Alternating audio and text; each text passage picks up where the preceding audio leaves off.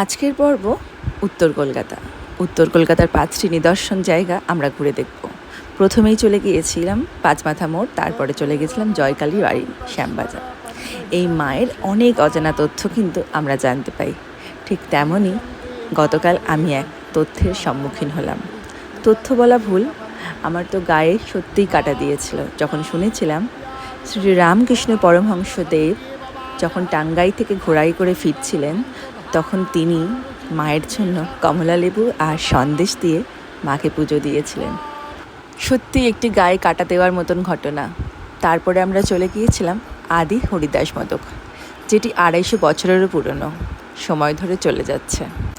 এইখানে রাজা রামমোহন রায়, নেতাজি সুভাষচন্দ্র বসুর মতন মনি ঋষিরাও কিন্তু খেয়ে গিয়েছেন, তাদের পায়ের ধুলোও কিন্তু এখানে রয়েছেন। তারপরে কিন্তু আমরা নিয়ে নিলাম কচুরি। দেখালামই, আর এই তো চলে এসেছে গরম গরম কচুরি আর তার সাথে আলু দিয়ে ছোলার ডাল।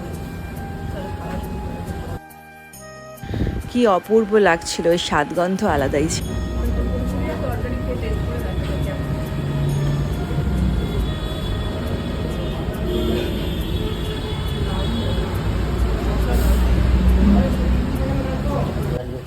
ঠিক আছে, এই যে ছানার গজা, এটা গোপালভোগ, এটা ভীষণ পুরনো একটি মিষ্টি, এটা সব দোকানে অচেনা দেখা যায় না।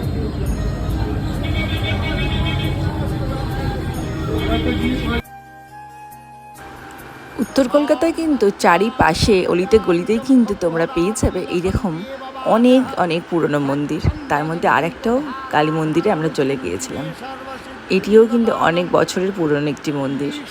তার পাশেই চলে গিয়েছিলাম মা বিপত্তারিণী মন্দিরে, এখানে কিন্তু ভীষণ বড় করে বিপত্তারিণী পুজো হয়। কি ওটা?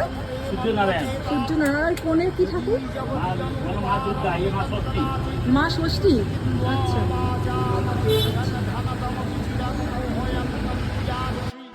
চলে এলাম মা গঙ্গার দর্শন করতে।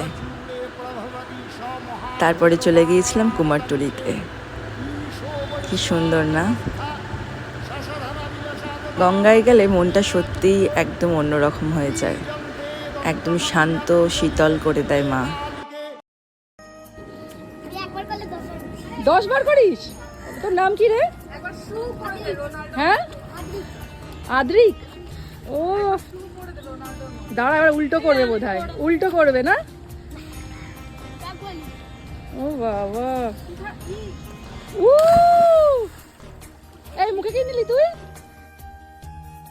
বিস্তারিত ভিডিওর সাথে খুব তাড়াতাড়ি দেখা হচ্ছে, ভালো থাকবেন, টাটা।